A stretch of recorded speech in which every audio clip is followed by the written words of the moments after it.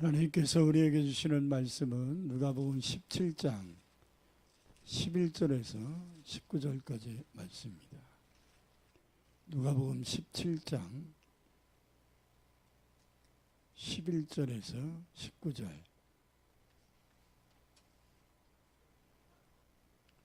우리 다 같이 한 목소리 합독해서 읽겠습니다. 누가복음 17장 11절에서 19절까지 말씀입니다. 예수께서 예루살렘으로 가실 때에 사마리아와 갈릴리 사이로 지나가시다가 한 마을에 들어가시니 나병 환자 10명이 예수를 만나 멀리 서서 소리를 높여 이르되 예수 선생님이여 우리를 불쌍히 여기소서 하거늘 보시고 이르시되 가서 제사장들에게 너희 몸을 보이라 하셨더니 그들이 가다가 깨끗함을 받은지라. 그 중에 한 사람이 자기가 나은 것을 보고 큰 소리로 하나님께 영광을 돌리며 돌아와 예수의 발 아래 엎드려 감사하니 그는 사마리아 사람이라. 예수께서 대답하여 이르시되 10사람이 다 깨끗함을 받지 아니하였느냐? 그 9은 어디 있느냐? 이 이방인 외에는 하나님께 영광을 돌리러 돌아온 자가 없느냐 하시고 그에게 이르시되 일어나 가라 내 믿음이 너를 구원하였느니라 하시더라. 아멘. 사랑의 주님, 추수감사주일을 맞이하여 이 아침 주의 전에 나와 시간과 마음과 정성과 예물을 드리며 하나님께 예배를 드립니다. 이 시간 주께서 주시는 말씀을 드리려고 하는데 지난 한 주간의 삶 속에 분주했던 우리의 생각과 마음을 정리정돈시키시고 우리의 심령을 깨끗게 하시고 거룩게 하시고 청결케 하시고 우리의 마음을 비워주셔서 주의 생명의 말씀으로 감사의 말씀으로 가득 채워질 수 있는 복된 시간 되게 하옵소서. 예수님의 이름으로 기도드립니다. 아멘. 할렐루야. 오늘도 하나님께서 저와 여러분에게 귀한 은혜 주실 줄 믿습니다. 우리 앞에 있는 분들에게 인사하십시다. 꼭 같이 하나님의 뜻을 깨닫고 갑시다. 오늘은 추수감사주일입니다. 하나님께서 이스라엘 백성들에게 출애굽기 23장을 보면 3가지 절기를 지킬 것을 명령하셨습니다. 출애굽기 23장 14절에서 17절을 함께 읽습니다. 너는 매년 3번 내게 절기를 지킬지니라. 너는 무교병의 절기를 지키라. 내가 내게 명령한 대로 아비몰의 정한 때에 1해 동안 무교병을 먹을지니 이는 그 달에 내가 애굽에서 나왔음이라. 빈손으로 내 앞에 나오지 말지니라. 맥추절을 지키라. 이는 내가 수고하여 밭에 뿌린 것에 첫 열매를 거둠이니라. 수장절을 지키라. 이는 내가 수고하여 이룬 것을 연말에 밭에서부터 거두어 저장함이니라. 내 모든 남자는 매년 3번씩 주 여호와께 보일지니라. 여기서 3가지를 지킬 것을 얘기합니다. 무교병의 절기, 6월절이죠. 근데 이 6월절은 이스라엘 백성들이 애굽에 430년 동안 생활하다가 이제 종살이를 종료하고 모세를 통하여 출애굽을 한 그 은혜, 하나님께서 종살이에서 건지셔서 젖과 꿀이 흐르는 땅 가나안 땅으로 인도해 주신 이 구원의 은혜에 감사하는 절기입니다. 이것은 꼭 기억하고 지키라고 했습니다. 오늘날로 말하면 예수님이 우리를 위하여 십자가를 지시고 그 죄를 사하신 후에 그것을 입증시키기 위하여 부활하신 것을 기념하는 부활감사주일이 이스라엘의 6월절이다 이렇게 볼 수 있습니다. 두 번째 절기는 맥추절입니다. 여름 과일과 보리 추수에 대하여 감사하는 것으로서 오늘날 맥추감사주일이다 이렇게 볼 수 있습니다. 세 번째는 수장절을 지키라고 그랬는데 저장할 수 있는 곡식을 주신 것에 대한 감사예요. 그러니까 가을 추수에 대한 감사지요. 이런 수장절에는 벌판으로 나가 일주일 동안 텐트를 치고 축제를 이웃들과 함께 벌인다. 그래서 이제 초막절이다 이렇게 표현하기도 합니다. 오늘날로 얘기하면 오늘 우리가 지키는 추수감사주일이다 이렇게 볼 수 있습니다. 이 세 가지 6월절 무교절이라고 그러죠. 맥추절 그리고 추수감사주일에 해당되는 수장절 이 세 가지 절기를 하나님은 이스라엘 백성들이 지키라고 하셨는데 이 세 가지 절기에 공통점이 있습니다. 뭘까요? 감사하라는 거예요. 감사하라. 그러니까 감사는 해도 되고 안 해도 되는 선택의 문제가 아니라 받은 은혜에 대하여 감사하는 것은 하나님의 명령이고 의무고 우리의 당연한 도리임을 잊어서는 안 될 것입니다. 할렐루야. 꼭 절기적인 것보다도 감사는 데살로니가 전서 5장 18절에서 말한 것처럼 범사에 감사해요. 모든 일에 감사해야 돼요. 또 언제든지 감사해야 돼요. 무엇이든지 감사해야 돼요. 할렐루야. 왜? 하나님이 우리를 구원해 줬잖아요. 하나님이 우리를 사랑하시잖아요. 하나님이 우리를 자녀로 삼아주셨잖아요. 양자 삼으셨잖아요. 하나님이 그 아름다운 천국을 우리에게 허락해 주셨잖아요.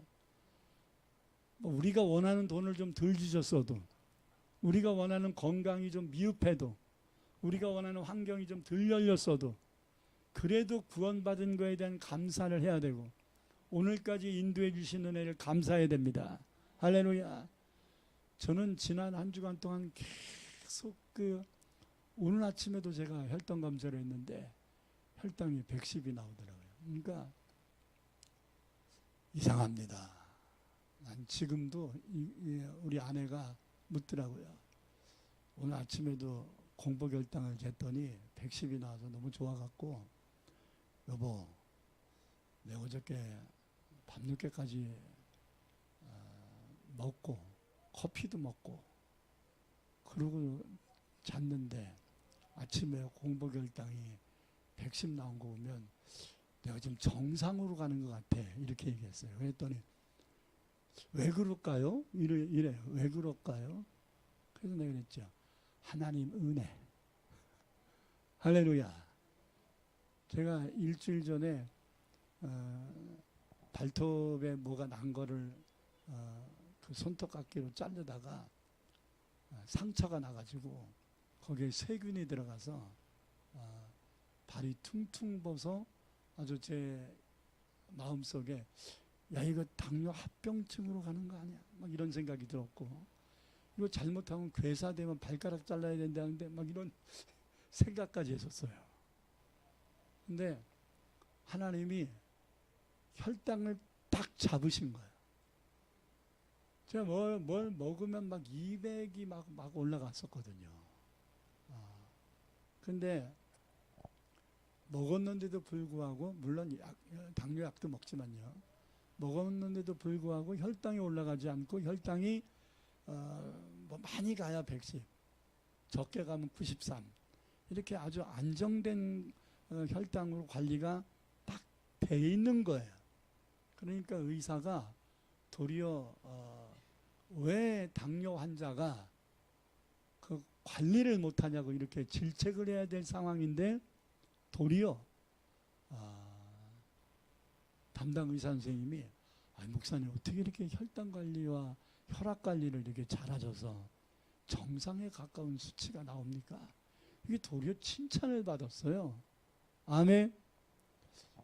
이건 전적인 내 노력. 저 요즘 피곤해가지고 운동 거의 안 했거든요. 또 외부 활동이 너무 많아서 식사 조정 전혀 못했거든요. 그리고 그렇게 먹지 말라고 하는 커피를 운전하고 다니느라고 하루에 한두 잔은 반드시 먹었거든요. 그것도 원두커피를 넣은 게 아니라 믹스커피를 제가 좋아해서 먹으니까.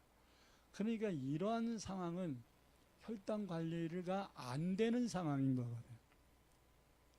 근데다가 발가락에 상처가 나서 세균이 들어가 가지고 이게 발이 퉁퉁 벗어 걷기가 힘들 정도의 상황이 됐으면 굉장히 뭔가가 문제가 생겼어야 되는데 하나님이 혈당을 탁 잡으시면서 그냥 세균 들어간 것만 병원에서 치료해서 그냥 조제된 약 먹으니까 다 낫습니다. 아멘. 아마 이 추수감사절에 하나님 앞에 감사 간증하라고 이렇게 하나님께서 은혜를 주신 것이라 생각합니다. 꼭 요 은혜가 있어야 감사할 거냐 이거예요. 전 그렇게 생각 안 합니다. 만약에 큰 문제가 생겨서 제가 하늘나라 간다고 하더라도 천국 가잖아. 아멘. 뭐 하나님이 건강을 지키시고 회복하셔서 살리시면 하나님 일을 조금 더 하다 가는 것이고, 그렇지 않으면 빨리 하늘나라 가서 하늘의 영광을 누리게 될 것이라 믿습니다. 아멘. 그러니까 뭐 우리는 생명에 연연할 필요가 없어요. 생명은 사명과 직결된 것이기 때문에 사명이 있으면 생명이 붙을 것이고, 사명이 끝나면 생명이 끝날 것이고. 할렐루야. 자, 당신에게 사명이 남았습니까? 라고 하는 것은 아직 더 살 수 있습니까? 라는 질문과 똑같습니다. 당신 사명 끝났습니까? 그러면 천국 갈 준비하세요. 이 얘기가 똑같습니다. 할렐루야. 한번 물어볼까요? 당신에게 아직 사명이 남았습니까? 시작. 허공을 치고 묻지 말고 얼굴을 보고 물으세요. 자, 당신에게 사명이 남았습니까? 그러면 살 겁니다. 사명이 끝났습니까? 그런 지금 건강에도 갈 것입니다. 아멘. 어떤 면에서는 일하다가 건강한 가운데서 잠자듯이 가는 게 더 낫지 않겠어요? 뭐 돌아가신 김수미 씨인가요? 뭐 여러 가지 이야기들을 하지만 제가 보기에는 그 양반이 노년에 예수 영접해서 간증하며 다녔고, 그리고 또 당뇨병을 비롯한 여러 가지 병들을 달고 살았었는데 뭐 혈당이 올라가서 돌아가셨다 이렇게 얘기하지만 여러분 며칠 뭐 아프지도 않고, 그죠? 쓰러지자마자 가신 거 아닙니까? 잠자듯이 가신 건데, 그렇잖아요? 예수 안 믿는 사람들은 그게 참 어려운 문제일 수 있어요. 갑자기 그냥 급사한 것이 되는 거니까. 근데 예수 믿는 사람들은 그게 참 좋은 것 같습니다. 왜? 죽자마자 천국 가는데 뭘 걱정을 해? 아멘. 한 10년 골골하다가 하는 게 좋겠습니까? 하루 이틀 아프다 그냥 천국 가는 게 좋겠습니까? 여러분들이 벌어놓은 돈 병원비를 다 쓰고 가는 게 좋겠습니까? 벌어놓은 돈 하나님께도 좀 드리고 자식들에도 좀 남겨주고 그러는 게 좋겠습니까? 다 쓰고 가실래요? 아까워서? 여러분, 오늘 하루의 삶에 감사를 잃어버리지 않기를 축복합니다.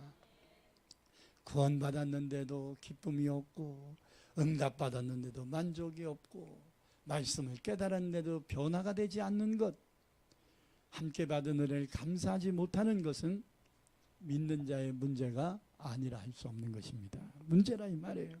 감사가 없는 신앙은 생명력이 없습니다. 감사가 없는 믿음은 무능력한 겁니다. 감사가 없는 말은 덕을 끼칠 수 없습니다. 영향력을 끼칠 수 없습니다. 그래서 저는 오늘 이렇게 감사라는 주제의 말씀을 통해서 왜 우리는 감사가 잘 안 될 때가 있나, 왜 감사가 찾으면 많은데 왜 감사가 잘 안 될까, 이 원인을 좀 한 세 가지로 좀 생각해 보려고 합니다. 첫째는 감사는 즉시 표현되어야 된다는 거예요. 아멘. 감사할 일이 생길 때마다 즉시 감사를 표현해야지, 그렇지 않으면 잊어버려요.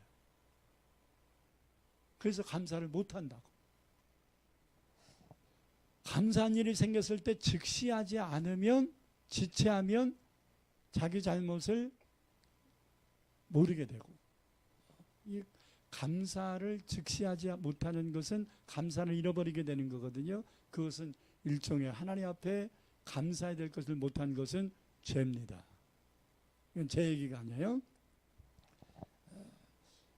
또 기회를 놓치잖아요. 그럼 감사를 표현하거나 어떤 감사의 말을 하거나 행동하는데 좀 멋쩍고 어색할 수가 있단 말이죠. 감사는 즉시 해야 됩니다. 그렇지 않으면 마음이 무뎌져서 감사할 마음이 사라지게 됩니다. 여러분, 감사해야 될 때 즉시 감사하지 않으면 마음이 무뎌져서 감사할 일이 도리어 원망으로 바뀔 수 있어요. 왜 그러냐면 즉시로 감사하지 않을 때는 마귀가 그 틈을 타고 들어와서 우리를 시험을 줄 수 있기 때문입니다. 아멘. 왜 요즘 사람들의 마음이 감사할 일들이 옛날에 비해서 엄청 많은데, 여러분, 제가 책을 읽으니까 이런 통계가 있더라고요. 한국 사람들이 70년대 중반에 앙케이트 조사를 했을 때 당신의 삶 속에 꼭 필요한 필수 요소를 적어보세요 했더니 대부분의 사람들이 50개에서 70개를 적었어요. 이 정도는 있어야. 그러니까 뭐 라디오는 하나 있어야 되겠고, 뭐 그리고 신도 좀 있어야 되겠고, 그리고 요즘 밥솥이 나왔다는데 전기밥솥 하나 있었으면 좋겠다, 뭐 이런 식이에요. 그러니까 또 칼라 테레비가 나왔다는데 칼라 테레비 하나 있으면 행복하겠다, 뭐 이런 식의 표현이었어요. 근데 여러분, 2018년 통계에 의하면 200개가 늘었어. 240개 정도는 있어야 좀 불편하지 않겠다, 이렇게 얘기하는 거예요. 지금은 더 늘은 것 같아요. 여러분, 10여 년 전에 식기세척기 같은 거 집에 있었나요? 없었죠. 건조기 있었나요? 없었죠. 근데 지금은 거의 뭐 건조기니 식기세척기니 뭐 이제는 뭐 아파트를 살면 아파트 들어가는 아주 보안시설 이런 것들도 필수 요건으로 좀 다 따집니다. 그런 거 다 따져요. 그래서 240개 정도는 있어야, 뭐 세탁기 뭐 이런 거는 뭐 축에도 안 들어갑니다. 그냥 기본적인 기본이지. 그런데도 여러분, 우리 어렸을 때 7, 80년대에 비해서 오늘을 살고 있는 사람들이 더 감사하나요? 여건이 더 좋아졌는데, 환경이 더 좋아졌는데. 쌀도 요즘은 다 씻어주는 게 있더라고. 그러니까 여자분들이 할 일이 이제 별로 없어졌어. 쌀도 씻어주고 씻어놓은, 그냥 버튼 누르면 자기가 먹는 양이 딱 떨어져. 그거를 또 어디에다가 딱 넣으면 딱 쌀을 씻어줘. 그거를 또 전기밥솥에 딱 넣으면 아주 맛있는 밥이 돼. 요즘은 누룽지까지 다 만들어주는 기능들이 다 있어가지고 이제 얼마나 좋은지 몰라요. 그리고 딱 밥 먹으면 식기세척기가 또 설거지를 해줘. 그리고 건조기가 또 세균 들어가지 않도록 다 말려줘. 뭐가 문제인데? 응? 아멘? 그리고 빨래도 옛날에는 빨래터에 가가지고 막 찬물로 막 그냥 두드러 패면서 시어머니한테 스트레스 받은 거 막 그냥 빨래로 스트레스 풀어가면서 빨래를 한 적이 여러분 처녀 때잖아요. 그죠? 근데 지금은 세탁기가 빨래 다 해주고 건조기가 다 말려주고, 요즘은 또 그 장롱 옆에 아주 뭐 와이셔츠니 뭐 그 양복과 세탁소에 갈 필요도 없더라고요. 다 세균 세탁을 다 해주더라고요. 응? 그러니까 참 얼마나 이 옛날에 우리 그 어렸을 때 만화 영화, 공상 영화에 나오는 일들이 그냥 펼쳐져요. 차를 타도 이제 무인 자동차가 나오고 있는 실정이잖아요. 완전히 옛날에 공상 영화에서 나오는 일들이 지금 펼쳐지고 있다고. 그러한 삶을 우리가 영위해 가고 있다고. 그런데도 우리의 마음에는 점점 뭐가 더 늘어나냐면 원망과 불평과 불만족이 늘어나고 있다는 사실이에요. 그러므로 우리는 깨달아야 될 게 뭐냐면 환경 바뀐다고 감사를 많이 하시는 게 아니다라는 거예요. 환경이 좋아진다고 감사를 잘 하시는 게 아니라는 거예요. 은혜를 받았을 때, 감사할 일이 생겼을 때 그 감사를 잊지 않고 즉시 표현해야 여러분들의 입술에 감사가 떠나지 않을 겁니다. 여러분의 마음에 감사가 떠나지 않을 것입니다. 그런데 자꾸 감사를 즉시 하지 않다 보니까 감사를 잃어버리게 되고, 감사를 잃어버린 자에게는 악한 마귀가 불평과 불만과 불만족을 자꾸 채워주는 거예요. 로마서 1장 21절을 보니까 하나님을 알되 하나님을 영화롭게도 아니하며 감사하지도 아니하고 오히려 그 생각이 허망해지며 미련한 마음으로 그 영이 어두워졌다, 이렇게 말합니다. 현대인들의 증상 중에 하나가 뭐냐면 감사하지 않는다는 거예요. 감사하지 않는다. 이게 말세의 징조라고 디모데후서 3장 2절에 말씀합니다. 사람들이 자기를 사랑하며, 에고이즘이죠. 돈을 사랑하며 물질 만능주의로 빠집니다. 그리고 자기를 자랑하고 교만하고, 그리고 남을 비방하고, 사랑해 준 은혜에 보답하려고 하지 않고 부모를 거역하고 그 은혜에 감사하지 않는 것, 이것이 말세의 징조라고 성경은 말합니다. 그러므로 감사는요, 저절로 되는 게 아니에요. 감사는 자꾸 표현해야 되는 거예요. 감사는 훈련해야 되는 거예요. 감사는 자꾸 하려고 해야 된단 말이에요. 감사는 안 하려고 하면 감사가 안 나와요. 감사를 자꾸 하려고 해야 돼요. 아멘. 한번 조차합시다. 감사합니다. 감사합니다.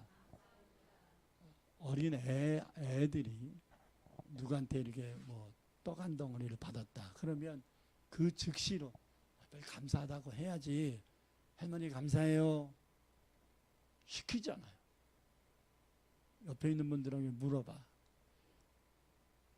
손주한테 시키면서 왜 안 하세요? 손주한테는 감사하라고 시키면서 왜 당신은 안 하세요? 왜 어린 애들에게는 아이 감사해야지 이렇게 가리키면서 왜 나는 안 하고 있냐 이 말이에요. 감사해야 될 때 왜 안 합니까? 왜 자꾸 만족스럽지 못한 것만 자꾸 토출하려고 합니까? 은혜에 감사해 버릇해야지요. 그래야 불만족스러운 것도 이길 힘이 생기는 거 아니겠어요? 아멘. 감사는 일 때마다 즉시 감사하는 훈련을 할 수 있길 바랍니다. 어떤 농부가 집에서 키우는 암소가 쌍태를 뱄어.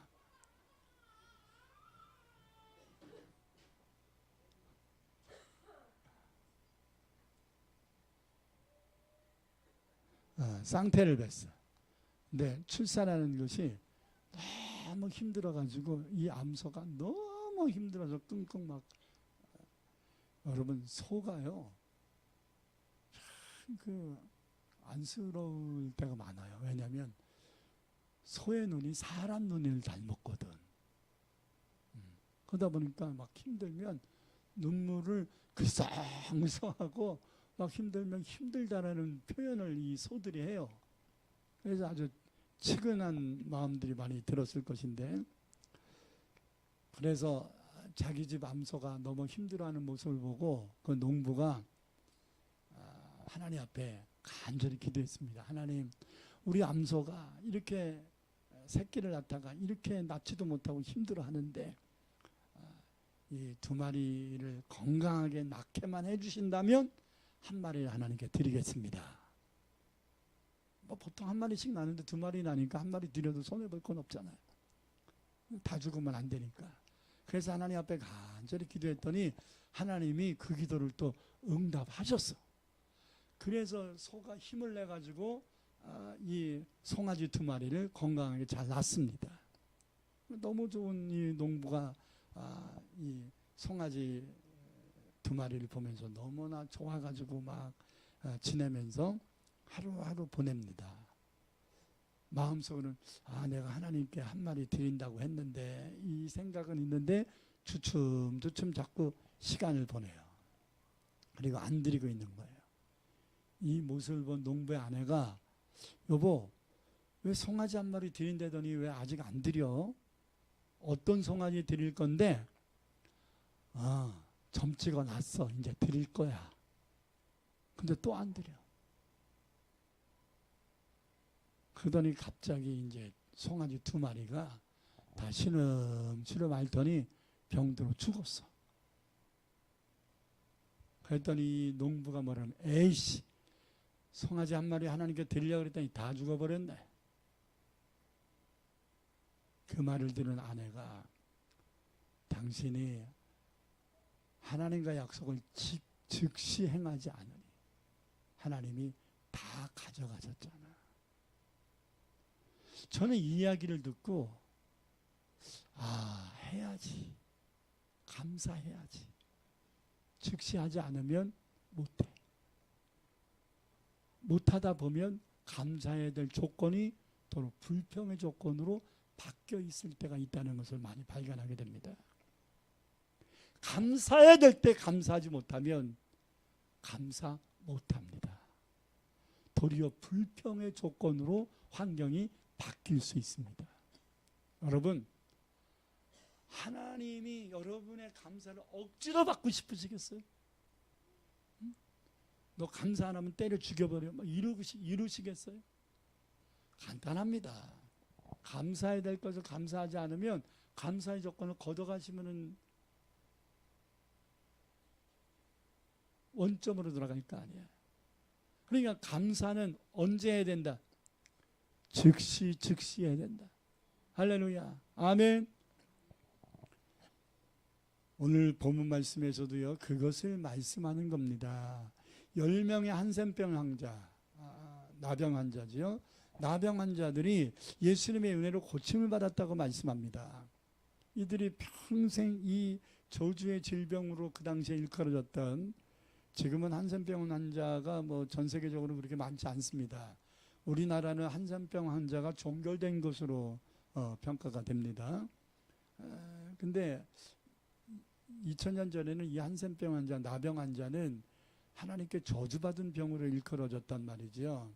그러니까 인간관계도 깨지고 막 몸도 다 그냥 떨어져 나가고 진물이 질질 흐르고 먹을 것 하나 누가 던져주지 않으면 이 한센병 환자들은 구걸도 제대로 못해요. 왜?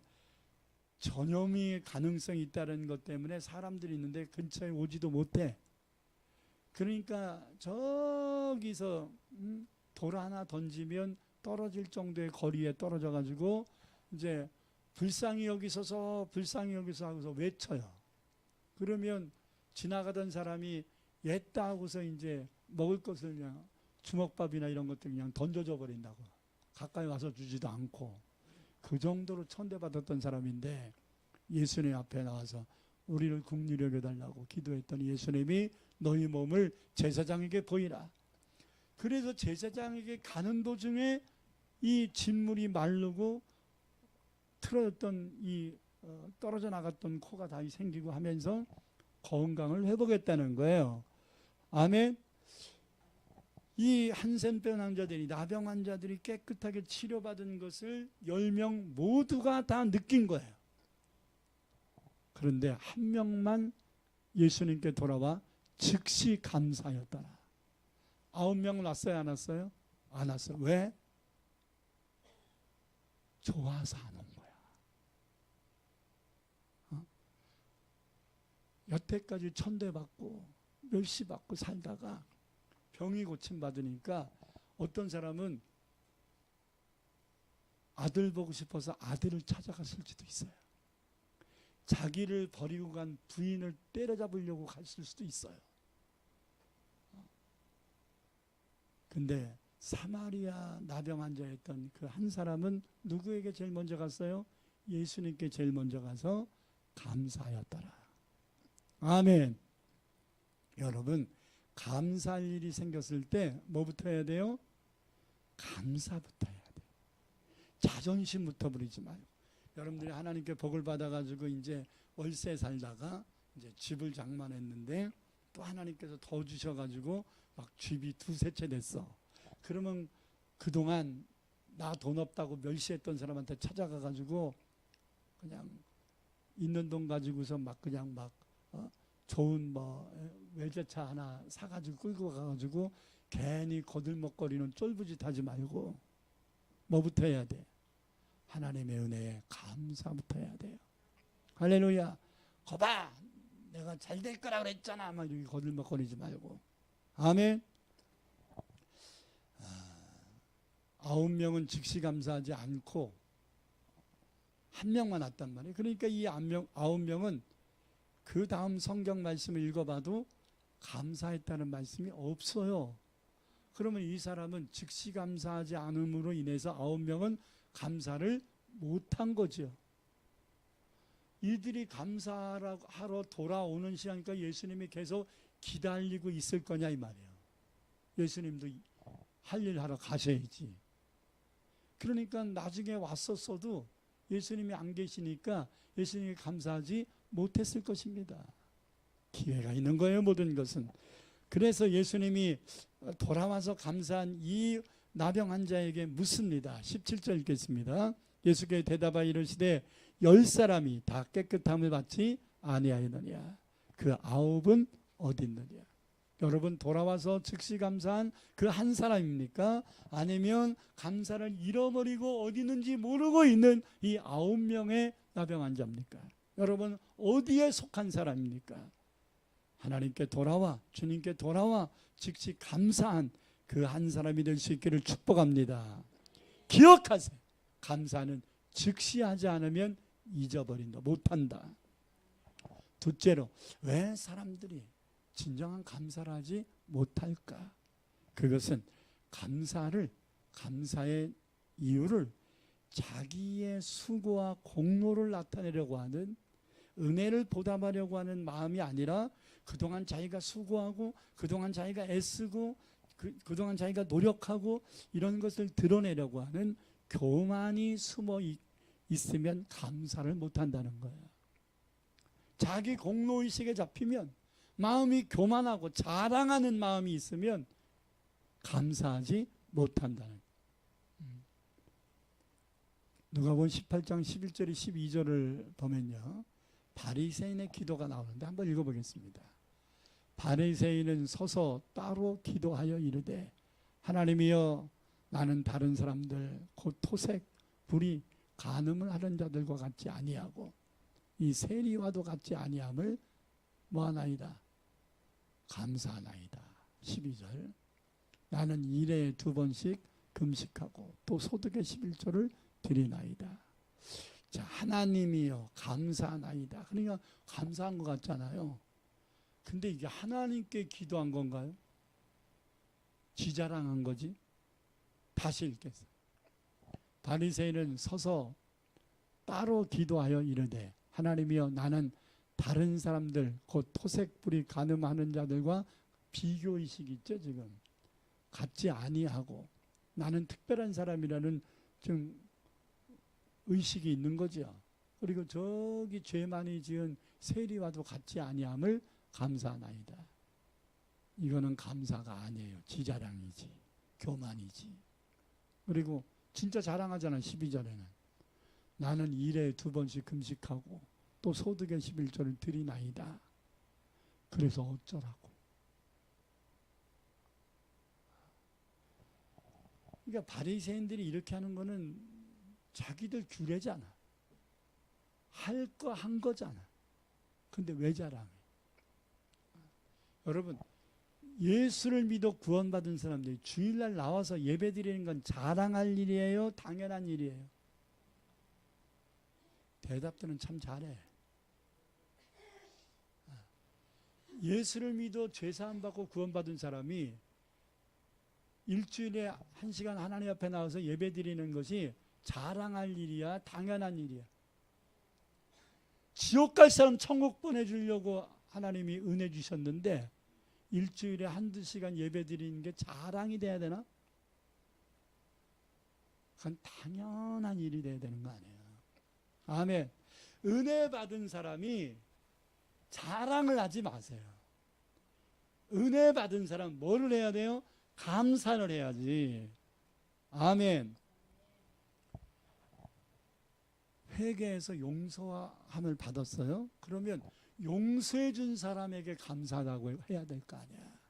근데 말도 많아가 용서 빚느라고 얼마나 진땀 흘렸는지 몰라. 이거는 회개의 자세가 아니지요. 아멘.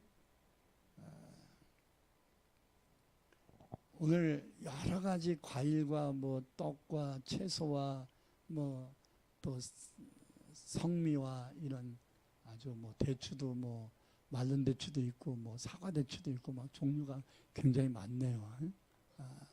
근데 이렇게 하나님 앞에 드렸잖아요. 아니 내 거는 왜 뒤에다 놨지? 앞에다 좀 놓지. 그거 생각하느라고 설교를 못 들어. 내가 앞줄에 섰으면 제일 좋은 자리를 차지할 건데 이 생각하느라고 설교를 못 들어. 그거는 드린 거야. 하나님께 준 거야. 여러분 하나님께 감사하는 마음으로 드리는 자세를 가져야 돼요. 아멘. 드리는 것은 아까워요, 안 아까워요? 왜 드리는 건데? 감사해서 드리는 거잖아요. 감사해서 드리는 것은 아까워서는 안 되는 거예요. 조금만 하니까 괜히 많이 했네. 이런 후회심을 가지면 된다, 안 된다? 할렐루야.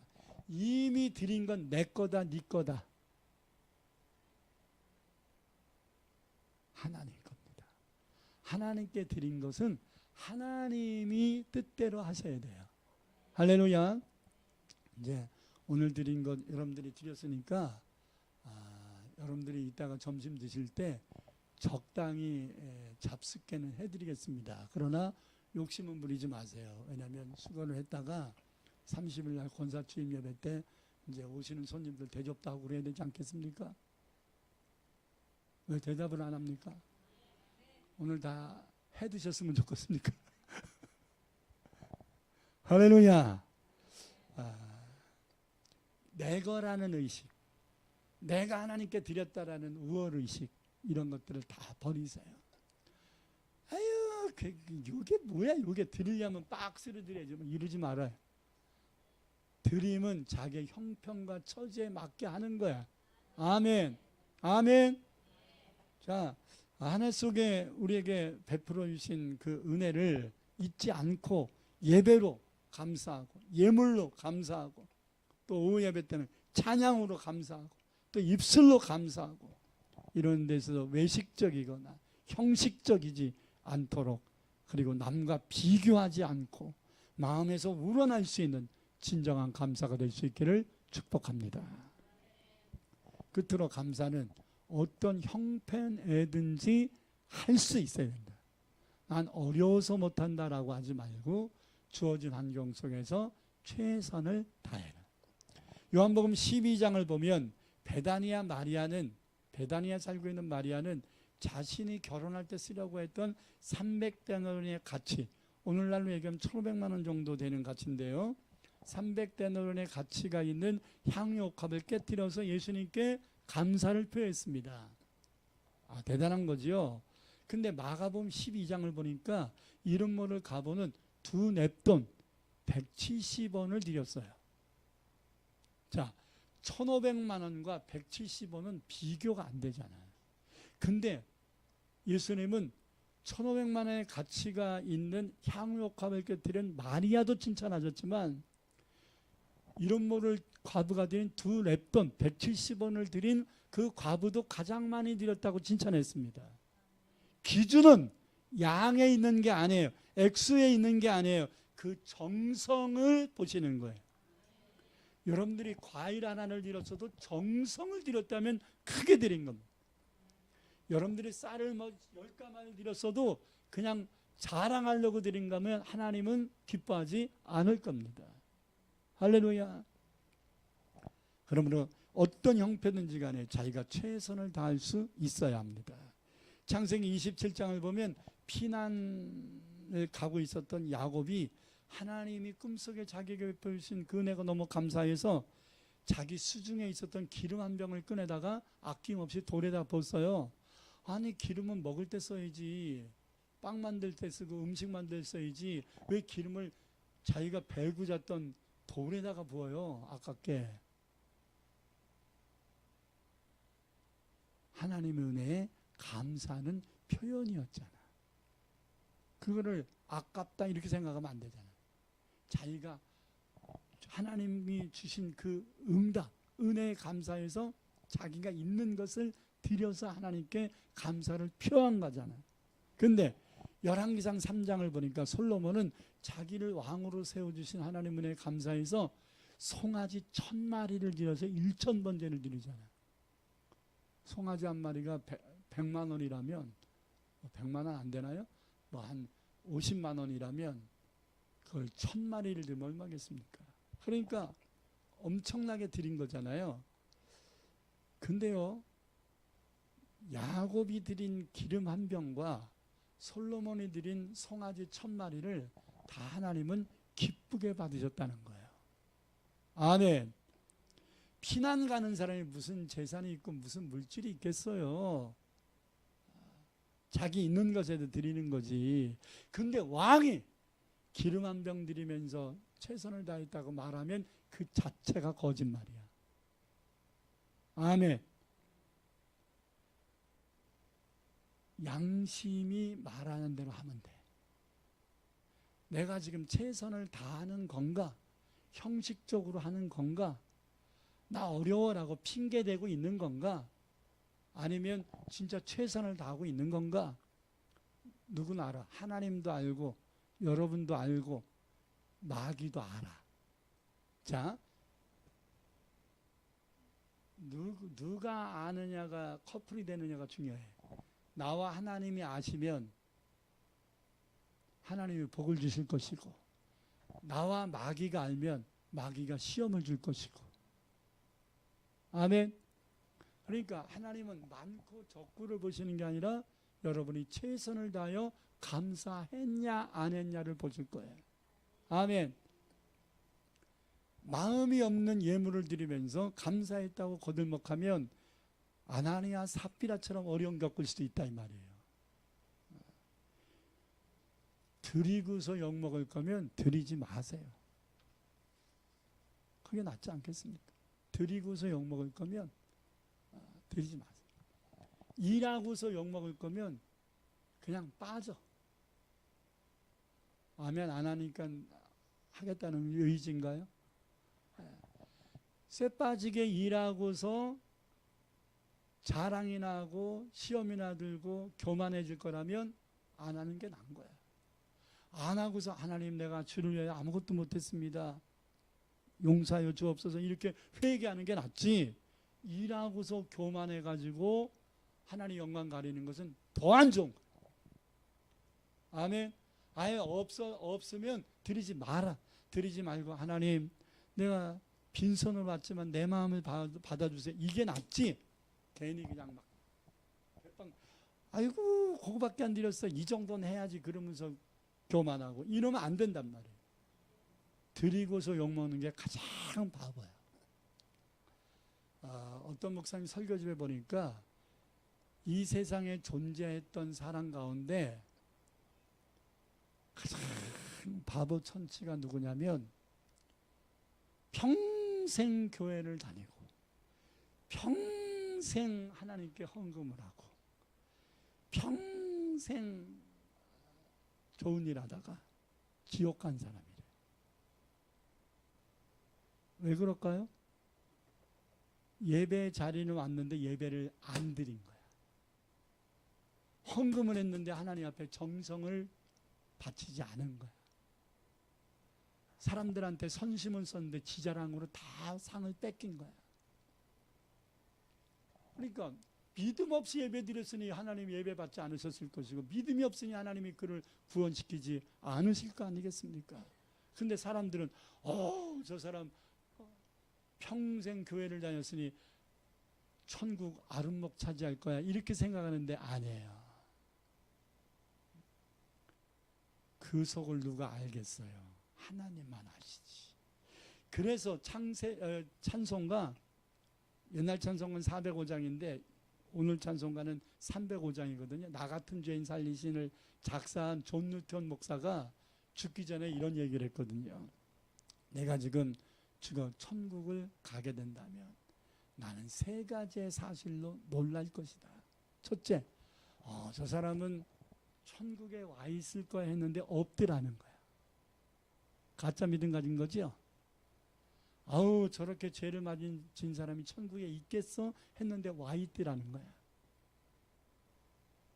내가 모르게 저 사람이 죽기 전에 철저히 회개한 거죠. 한쪽편 강도처럼. 또 하나는 자기같이 부족하고 연약한 자가 천국에 와 있다라는 사실에 놀란다는 거예요. 할렐루야. 끝으로 독일의 재무장관이었던 마르틴 바델이라는 분의 간증을 전하고 마치겠습니다. 바덴이 젊었을 때 배낭여행 같은 걸 했는데 한 허름한 여관에서 하룻밤을 지내고 이제 주일날이 돼서 근처에 있는 교회를 찾아서 예배를 드리려고 나오는데 신발장에 자기 신발이 없어진 거야. 그래서 아무리 찾아도 없어. 그래서 누가 내 신발을 가져갔나 보다 해서 너무 마음이 속상하고, 그래서 전전긍긍하고 있는데 그 여관 주인이 미안했는지 그럼 이거라도 신으시겠습니까 하고서 헌 신발을 줬어요. 그래서 이 바덴이 여관 주인이 준 헌 신발을 신고 근처에 있는 교회에 가서 예배를 드렸습니다. 근데 예배를 드리는 도중에 그렇게 감사하면서 예배 드리는 사람이 한 명이 눈에 띄었어요. 그래서 그 사람을 봤더니 2 다리가 없어.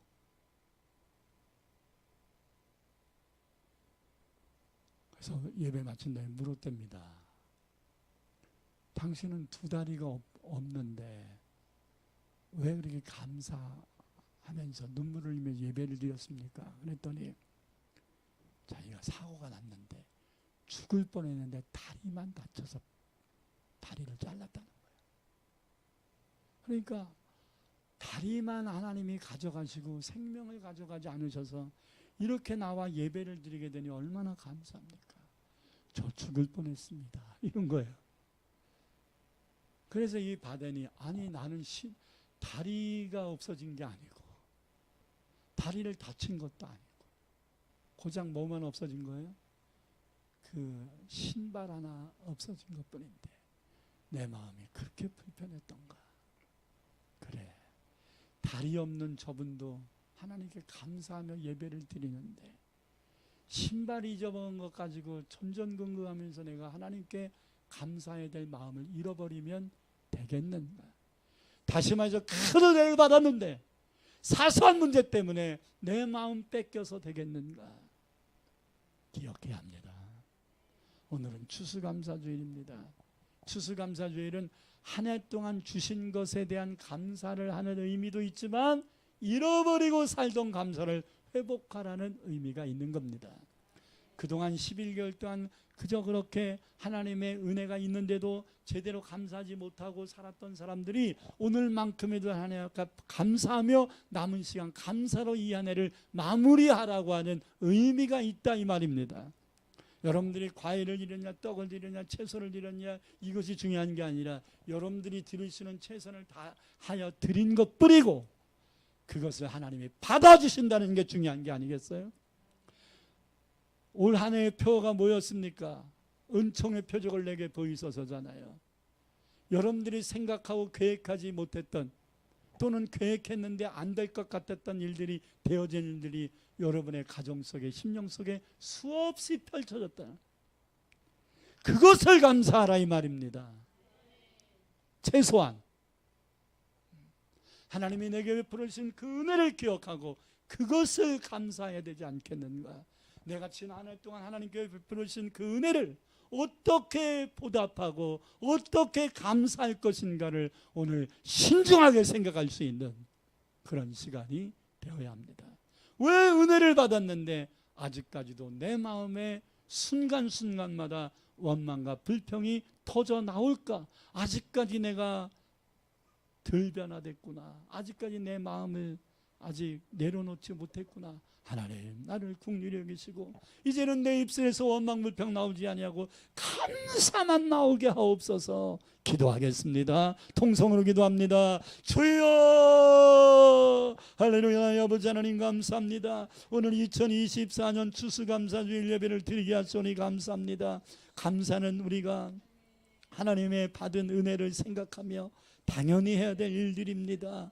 하나님 내가 원했던 것이 아직 이루어지지 않아서 속상한 것이 있어도 속상해도 감사할 것은 감사해야 되지 않겠습니까? 하나님 빨리 이것이 이루어지지 않은 것 때문에 내 마음에 미련이 있어도 나는 감사해야 될 것을 감사해야 되지 않습니까?